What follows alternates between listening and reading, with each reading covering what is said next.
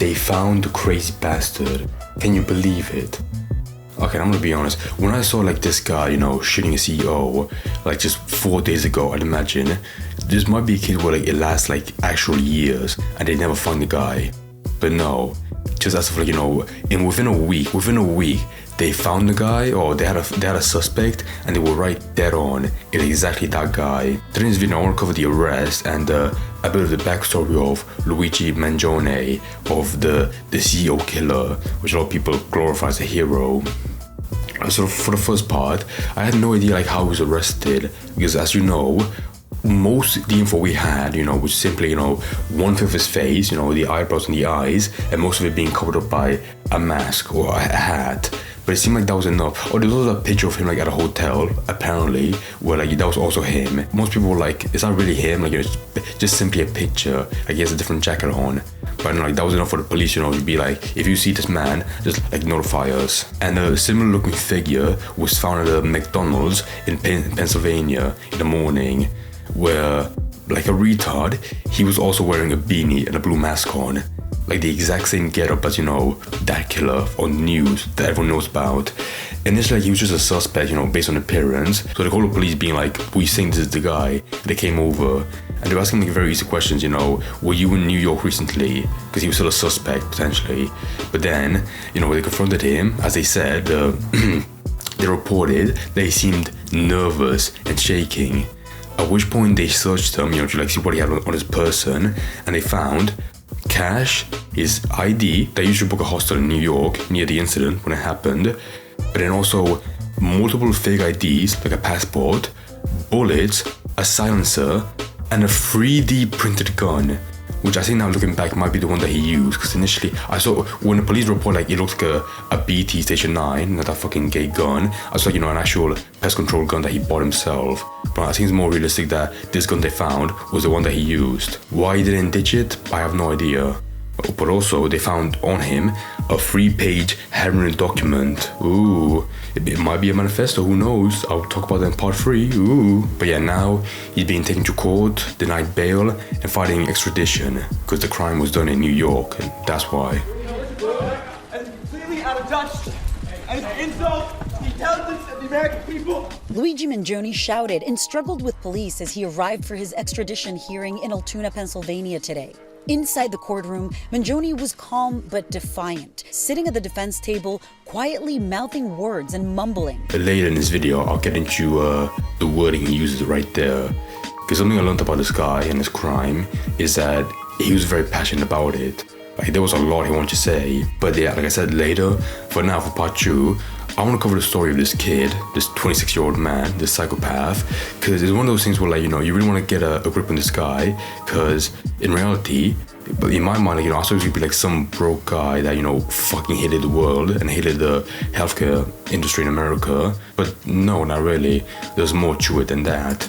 So I'm gonna read the BBC article on him, because I feel like it got a pretty good take on the story and painted most of the picture of his history. Mr. Mangione comes from a prominent family in Baltimore area who are known for businesses including country clubs, nursing homes, and a radio station, according to local media.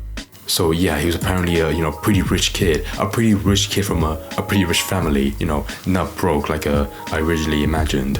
The suspect's paternal grandparents, Nicholas and Mary Mangione, were real estate developers who purchased the Turf Valley Country Club in 1978 and Hayfields Country Club in Hunt Valley in 1986. Mr. Mangione attended the private all-boys Gilman School in Baltimore. He was a valedictorian, an accolade usually bestowed on a student with the highest academic achievements. He went on to graduate from University of Pennsylvania, where he gained a bachelor and master's degree in computer science, according to the school, and he founded a video game development club.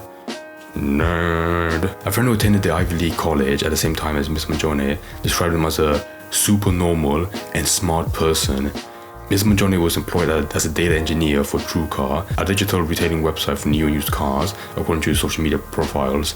The company spokesman told the BBC he had not worked there since 2023. He also spent time in a co-living surfing community in Hawaii called Surf Break. Sarah who knew him then, told CBS he left due to his back injury, which had worsened from surfing and hiking. Friends have told US media he had surgery on his back. The background image on an X account believed to belong to Mr. Mangione shows an X-ray of a spine with hardware in it. Okay, I'll mention this now because I saw from other articles and being spread around that's not mentioned here that this surgery was apparently botched, like it wasn't that good. And then after that, even if it was botched, like I said, or went decently enough, that was like the real start of his mental decline, where he was like moving away from his family and close ones, like friends, and you know, he really seemed to be going off the edge. Our former roommate, RJ Martin, told the BBC that while Miss Mangione never complained, his back pain at times prohibited him from doing many normal things, such as surfing or playing volleyball. Mr. Martin, who eventually lost contact with Miss Mangione, said that he believed his former friend would have never conceived of finding someone else. That's what, in some other article I read, like how for like in spring of this year, he went to Japan for like a couple of months, and like even there, you know, his friends were like, "Hey man, you're right, where are you? How's life going?" And he never like responded to any of them. So you know, very, very far away from people that care about him. So yeah, just very scary signs that this person was mentally unwell, you know, before the sign of him shooting someone or committing assassination. And then also, this part, okay, I'll admit, like this section was sad, but then it becomes like, you know, about his gay Goodread account, which is like a site to like review books that, you know, you find interesting. But on there, like, you know, he read 2 books about back pain in 2022. One of them called Crooked, Winning the Back Pain Industry. You know, it's not that bad. But then, as it says here, he also gave 4 stars to a text called Industrial Society in the Future by Fyodor Kaczynski, Ted Kaczynski, also known as the Unabomber Manifesto.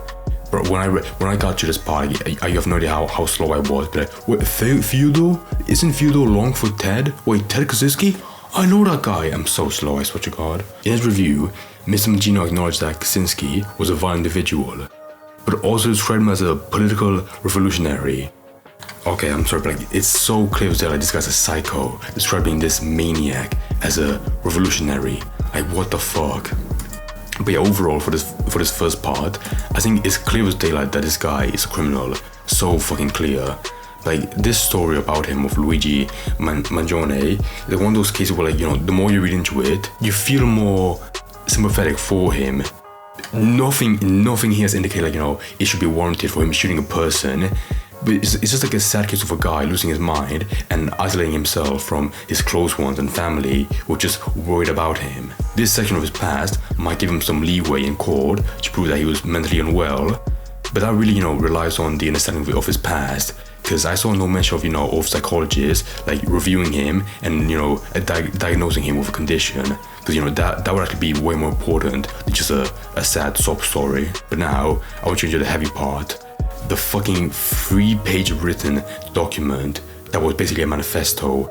Like, I'm sorry, like, this guy's a psycho. He read the Unabomber Manifesto and then it made his own. I'm not saying that they're in the same field, but holy shit, like, what a connection. The way I found it was on this Ken Klippenstein website, and saying, like, you know, oh, the big media outlets, you know, they're not gonna publish it, but I will, because I want the story out there.